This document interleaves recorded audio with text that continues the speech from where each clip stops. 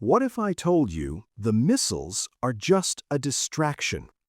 Iran isn't trying to win a military war against America and Israel.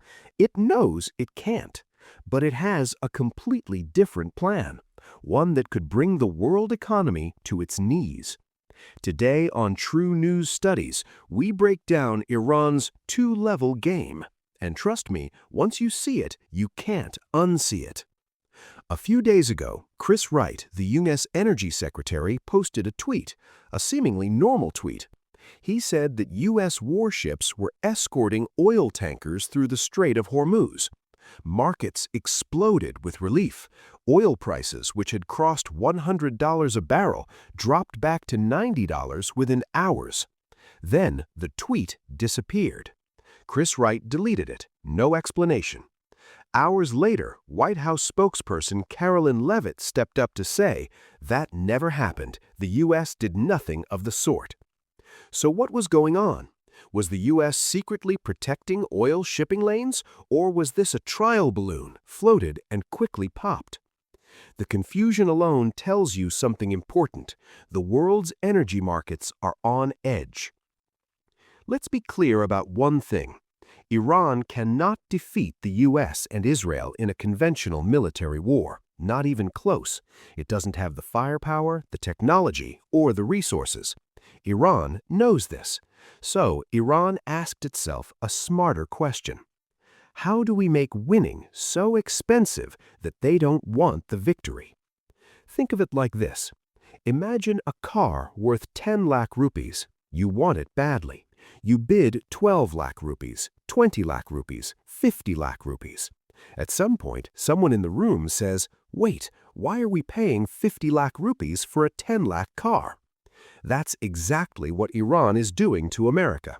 It's making the cost of winning so astronomical that America might just decide the win isn't worth it.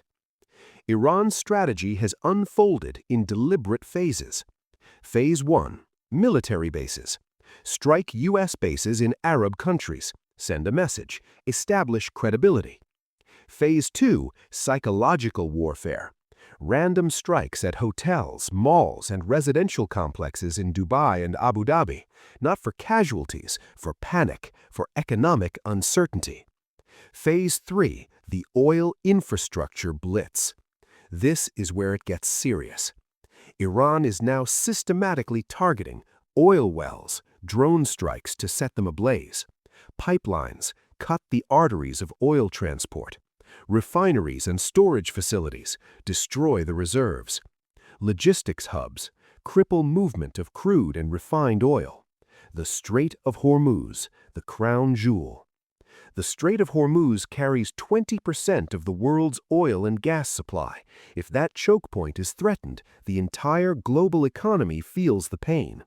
And U.S. Central Command has confirmed 16 Iranian vessels were caught laying sea mines in the Strait of Hormuz. These are floating, semi-submerged explosive devices. Any tanker that hits one, gone. Iran's $2,000 Shahed drones are doing what billion-dollar military strategies couldn't. Here's the endgame.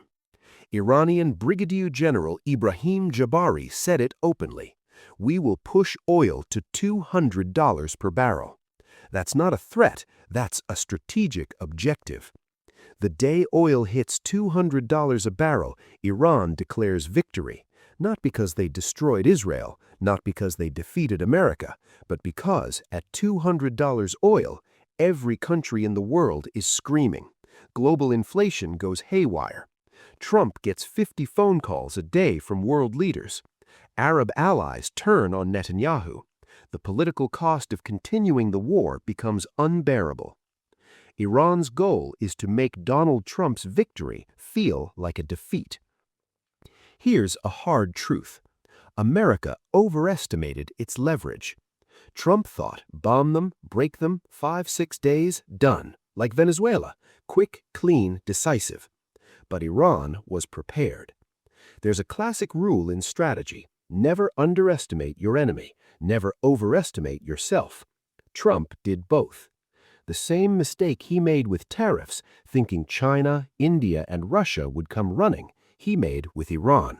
They didn't come running, they adapted. And the result? The U.S. has no clear exit plan. Reports suggest America is spending $2 to $6 billion a day on this conflict, and the clock is ticking. Both Israel and Iran are crystal clear on their political and military objectives. America is confused. Meanwhile, India is watching closely.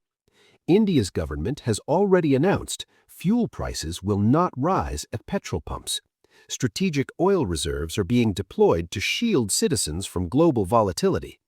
But behind the scenes, India's policy planners in South Bloc and strategic think tanks are studying Iran's moves intensely. Because what Iran is demonstrating is a masterclass in economic warfare, using asymmetric tools to fight a war no one expected. So the next time you see a missile strike on the news, zoom out.